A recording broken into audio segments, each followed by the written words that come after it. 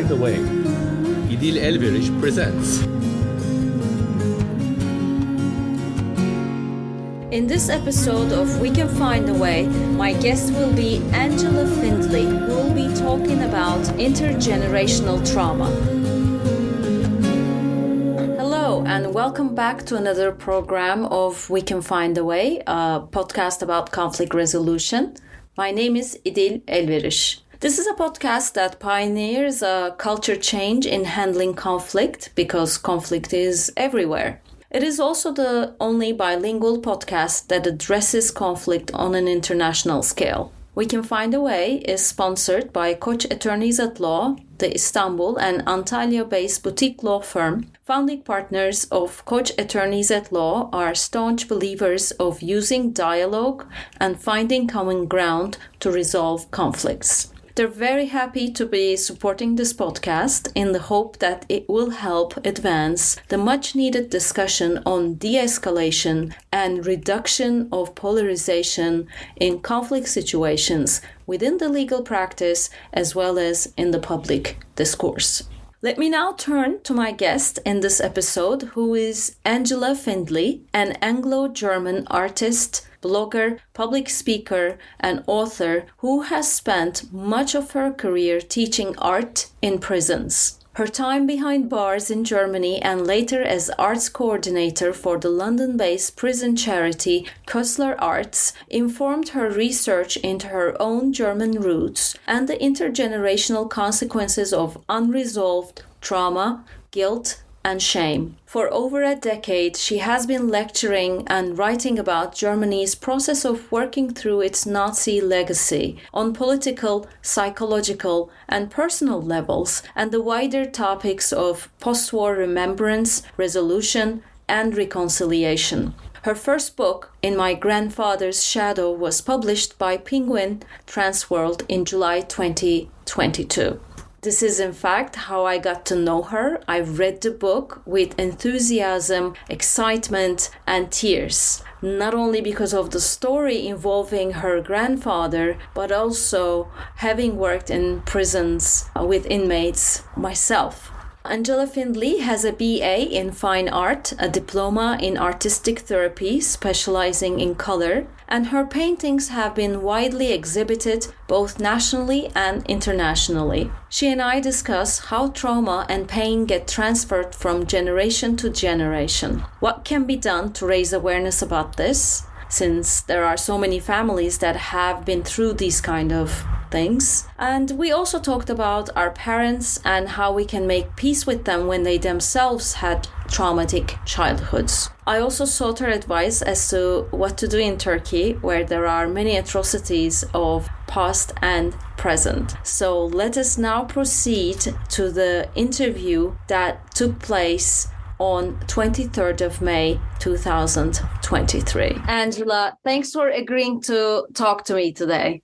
You're very welcome. It's more than a pleasure to be here. So please tell us how trauma and pain gets transferred from generation to generation. I know you're not a psychologist. How was it the case, at least in your family? Well, it's a big subject, and I've discovered it operates on many levels. On the one hand, it can be an emotional transference on a kind of psychic level or in the psyche, or as I like to call it, the soul, where it's somehow the soul sounds softer. I don't mean that in a religious way. It's where our emotions happen and where we feel things. And I think anything that is unresolved in one generation, then it's got to go somewhere. When you just think that emotions or experiences are kind of energy. They are energetic, and energy just doesn't disappear. It doesn't disappear with death. It doesn't disappear with silence or time even. That I sort of see it like an unresolved trauma or crime or any kind of experience. If it hasn't been dealt with, processed, it kind of gets pushed down, suppressed, or wrapped in silence or something. And then it kind of, the only word I can come up with is sort of, it squelches. It squelches out into, like water. If you push it, it's got to go somewhere. And that goes into the next generations. That's my understanding of it as an artist and as a sort of non-scientist. But then on another level, you have also got the kind of, on a genetic level, that can also happen through the generations. And there's a very interesting, albeit contentious science called epigenetics, which some people might have come across. It's disputed by some people, not disputed by others. But this is whereby marks which are left by the experience of one generation, an older generation, they're marks on the genes. They don't change the DNA, but they do change how genes read the cells. The genes become either active or dormant according to what is kind of sitting on top. Epi means on top. So again, in my sort of non-scientific artist's way of looking at it, I see it like a traumatic experience is like a little rucksack which sits on top of a gene and influences the way that that gene reacts. So if you've got one big, massive trauma from one generation, that can be handed on to the next through not necessarily the next, because they might have been born already. Depends when you're born in relation to the trauma or to whatever this is about, because a lot of people talk about this emotional inheritance or transgenerational transmission of trauma. But in my experience, it wasn't only a trauma, but it was also the shame and the guilt, which are related to trauma as well. But in the case of Nazi Germany and the perpetrator nation, you've got a hefty lump of not victimhood, but perpetratorship. So this epigenetics, it then influences how the gene responds. So again, simply put, you might have somebody who's carrying one of these sort of traumatic imprints, and they might respond as if they've been traumatized. They might find a hypervigilance. They might find a kind of numbness or irrational fear of something, or something might haunt their dreams that they cannot explain what it is. And then they might respond accordingly. So they might have this irrational fear of being hungry, ever being hungry. So they might eat a lot or save food, store food, gather it in a time of plenty. But that might come from a epigenetic inheritance of the famine in Holland or something, the Dutch famine, or from the Holocaust, or even from Germany post-war. You know, there's all sorts. And then, of course, war has got all its traumas, and everywhere there is trauma. It's actually from the Greek word traumatikos, which is wound. And so it is like a soul wound or a wound to the psyche. It kind of festers if it doesn't see, just like a wound on the physical body. If it's wrapped in bandages, it might well go septic. If it doesn't see the light of day, the fresh air, if it isn't treated, it can go really, really bad. And that's when you get secondary symptoms and problems as well. And that's, I think, these inherited traumas can, or guilt, whatever it is, unresolved experiences, can also lead to, potentially can be behind addictions, depressions, anxieties, the transference that they're discovering. There was one, it's a very famous experiment that these scientists in America did with mice and the cherry blossom plots. So they exposed one generation of mice to the scent of cherry blossom. And every time they were exposed to the scent, they were also given an electric shock. So the mice associated the scent of cherry blossom with electric shocks. What they discovered was when these mice had offspring and subsequent generations, going down quite a few, when these mice who were never electrocuted were exposed to the cherry blossom scent, they too reacted as if they had been electrocuted. They reacted with fear.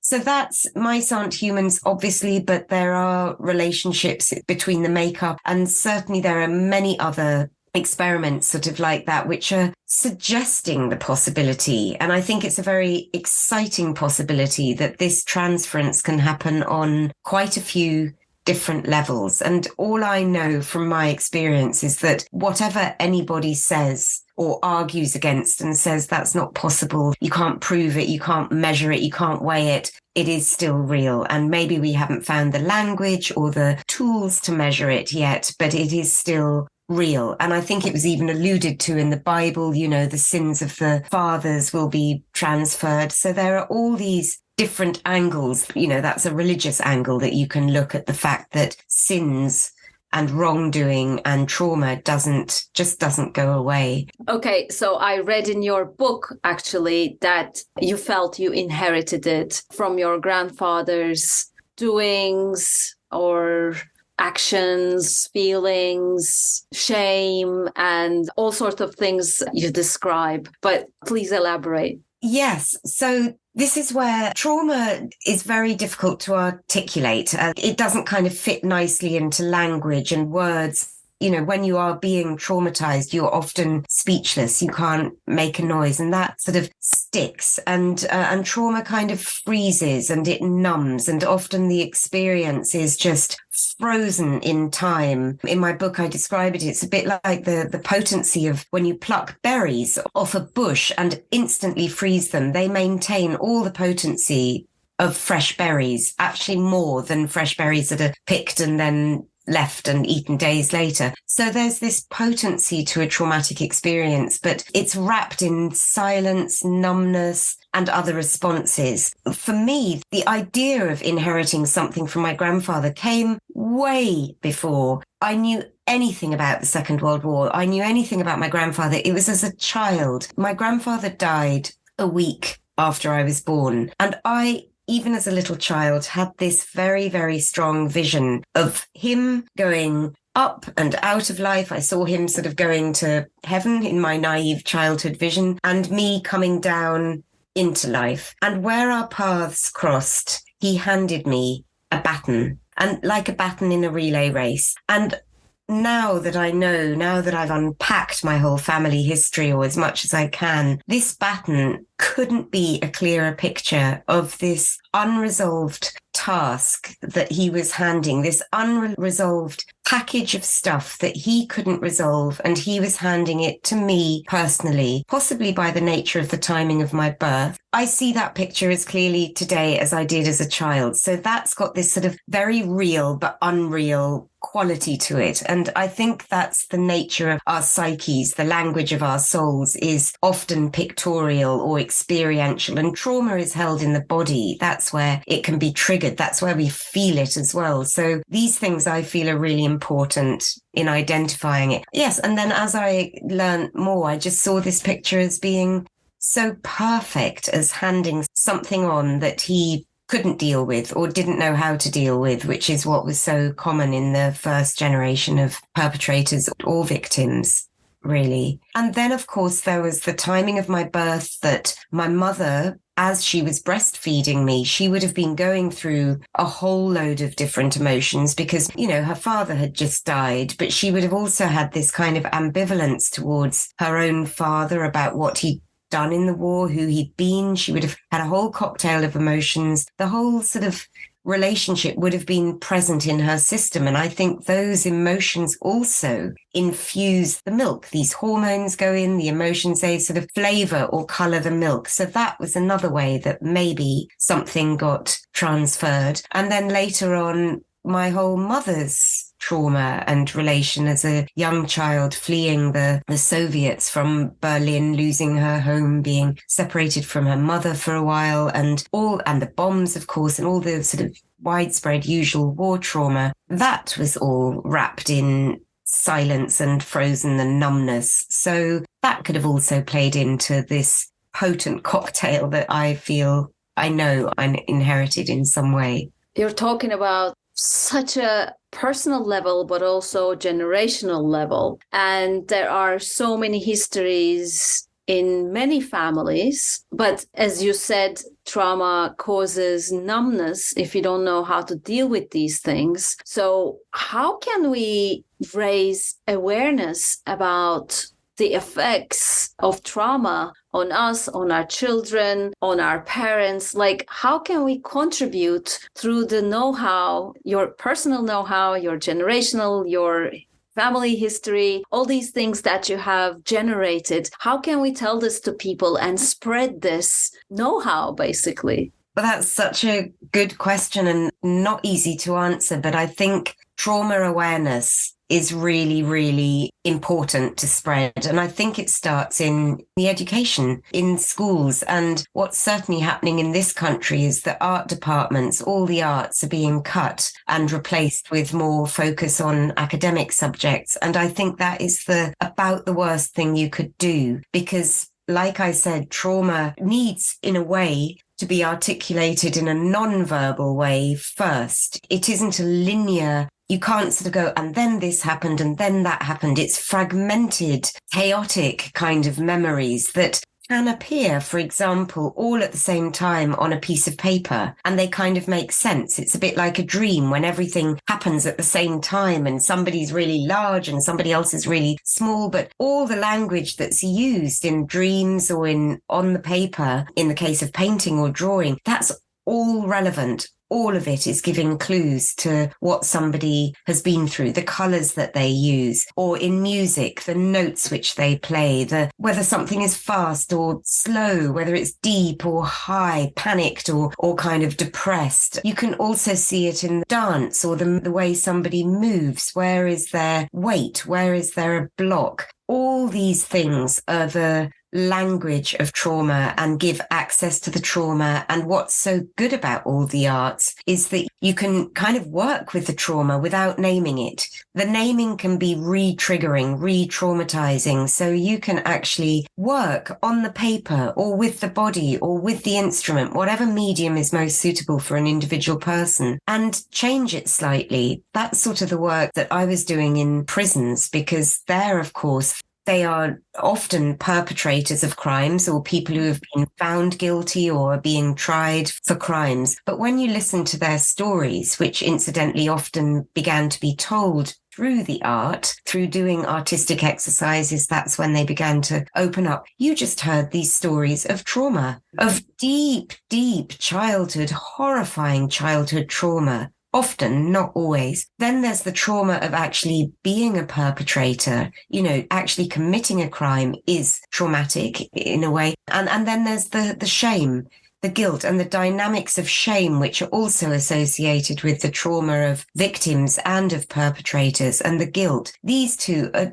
so destructive, leading to people being isolated, wanting to hide away, wanting to self-destruct. So when you look at so many of the psychological problems we're dealing with today, the mental health issues everywhere, and they are growing, behind them, if you don't just try to sedate them or get rid of them with drugs, which sometimes is really important and life-saving, but that was one of the things that I really am grateful for, was that I didn't actually take drugs because I knew something was there that I had to find out. I just knew it. I could feel it. And I think if people can become curious about what is going on inside them, if we can become curious about people, compassionate curiosity is what Gabor Mate, the big kind of addiction and trauma specialist, talks about in his books, this compassionate inquiry where you have compassionate curiosity for why somebody is behaving like they are, what we're seeing, and often on the receiving end of bad behavior, or instead of judging it, let's try and find out what is behind that. What's behind ADHD? What's behind an eating disorder? What's behind all these temper tantrums or something? There is a reason. And that's where I think trauma-informed work is really, really important. And yes, we all need to become more trauma-informed. This podcast is about conflict, and trauma really affects how you act in conflict.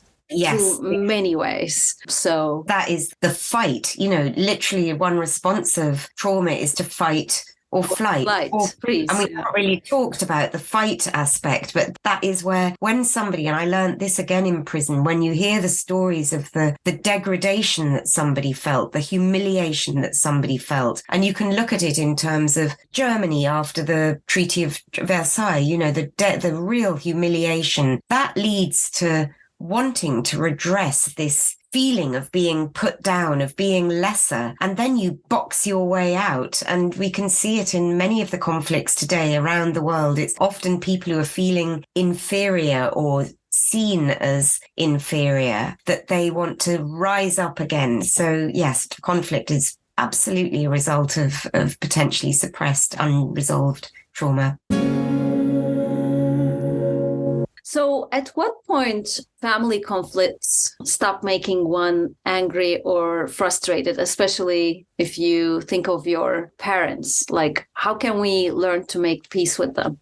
It's not necessarily easy, but I think one of the big things is it links to what I've just said in terms of understanding where they are coming from. So the minute I began to understand my mother's story better, I didn't really have conflict with my British father, but with my German mother, the conflict, I was hitting up against all sorts of things, which I found really, really challenging. And often it was this numbness around the feelings. And I just thought, you're just cold, or you just can't feel anything, or you're just this. But on another level, she so wasn't. She was a very warm person. She was a very loving mother. She wasn't a nasty person in any way. But it was only when I began unpacking her childhood and the context of her childhood that I began to understand her psyche, how she'd put together these defenses. And this numbness actually wasn't her fault. It was something that she had developed as a protective, as a necessary, as a good adaptation to the situation. That was her response, but she'd never then grown out of it, because it then becomes, it's a sort of vicious circle. You can't come out of it. And then the more I learned about her father in the war and the war itself and German trauma altogether and shame and everything, it all began to make sense when I began to understand the dynamics of emotions, what they do to a person. And then I was faced with really the decision quite a long time ago where I decided, well, I can either keep fighting with her and try and make her see that I'm right or that she's doing something wrong to me. She's doing something that's harming, or I could walk away forever, because at one point it got really difficult and really quite destructive, or I could forgive her. I could just forgive her for just not being able to be quite the mother that I wanted in some ways. In other ways, she was. And I chose the third option because the idea of walking away was horrific and the idea of going on fighting was horrific. And this forgiveness was a lot of work. I really did have to work hard at it, but it came through, again, this understanding and acceptance and realizing that parents aren't perfect and that your own parents, they will have done their best under the circumstances. And this might be under very, very compromised circumstances due to something they've experienced or learnt. With my mother, as I later learnt, the whole Nazi upbringing which I found horrifying, was that it had taught children to be hard as Kruppstahl, hard as steel. So all their own emotional life was snuffed out before it had even developed. And you were not allowed. Any demonstration of emotions was weak. Any sign of weakness was weak. Any sign of vulnerability was weak. So that's what my mother had learned at school. And that wasn't her fault. So I think it's understanding and acceptance. And again, this kind of compassionate inquiry, interest in their lives and what's happened to them. I sometimes ask my dad, so how is your childhood? And he talks about the ships, his friends. And I'm just like, well, where's your parents? Like, where's your mother? Where's your father? And he never talks about them. He only talks about his elder sisters and his friends and how he spent his childhood on the Bosphorus. But then that made me understand the guy is missing his parents. Like, he never learned how to be a parent himself. Yes, exactly. So stop being angry with him for not being the father that you expect him to be. Yes. Anger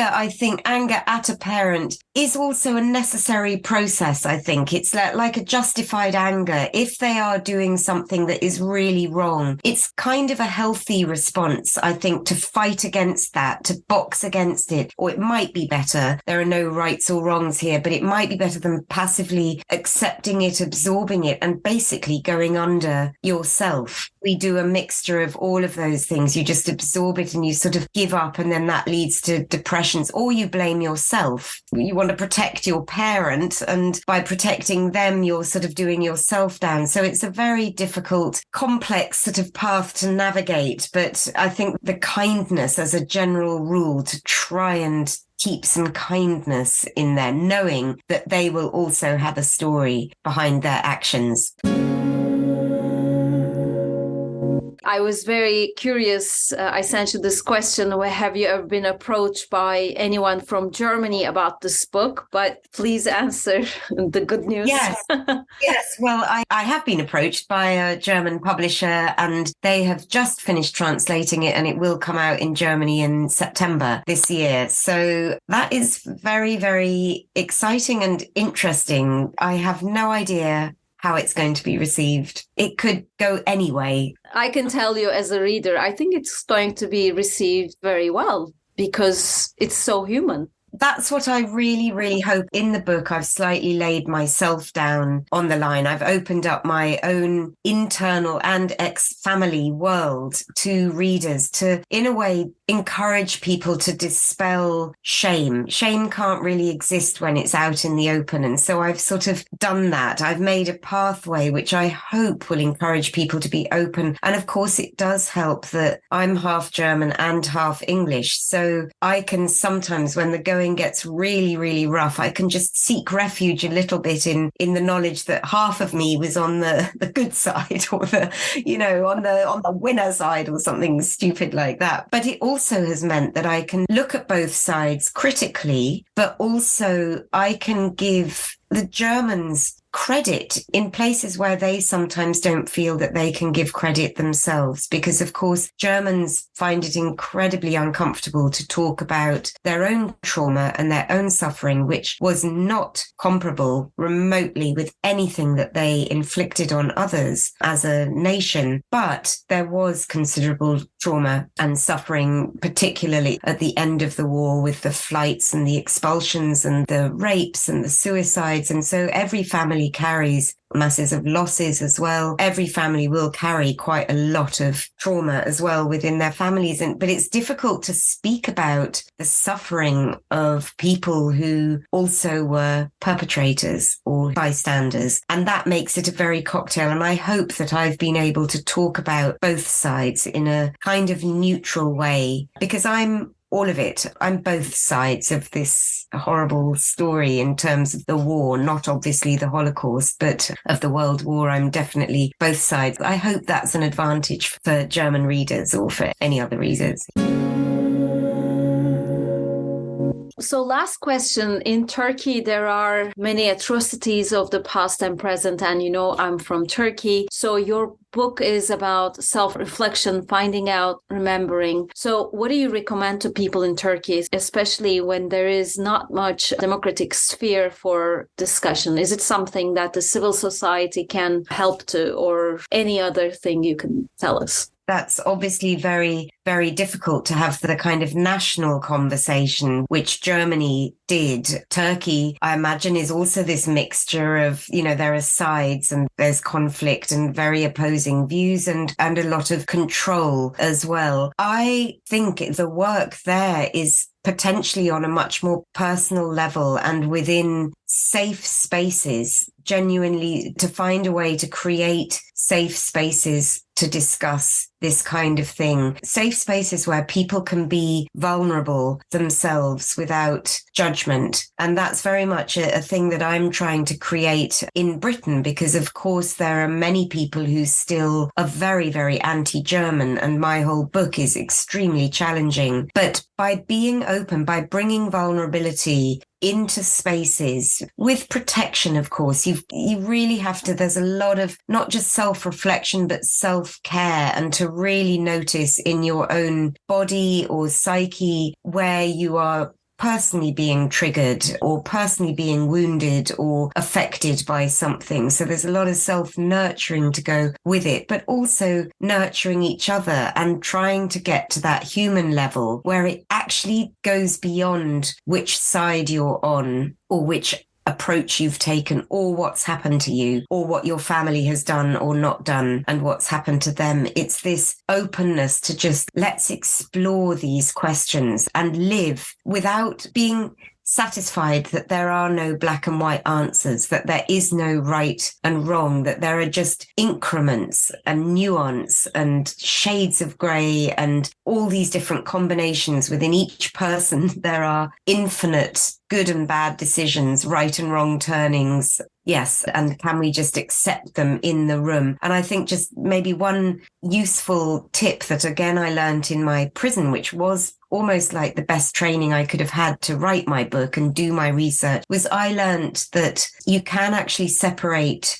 the deed, the action, the crime, and the person. And in that way, you can condemn and come down as hard as you like on the crime without completely condemning the person, the whole person, who, of course, is also a father, a cousin, a brother, a teacher, a wife, a mother, there are all these other identities as well. And that way you can really, really deal with the horrors of the action, but also let the person have an element of dignity as a human being, which is actually in the best interests of everybody, not to humiliate and blame too much. So I think that's how I would possibly proceed in Turkey. Thank you very much. Is there anything you would like to add?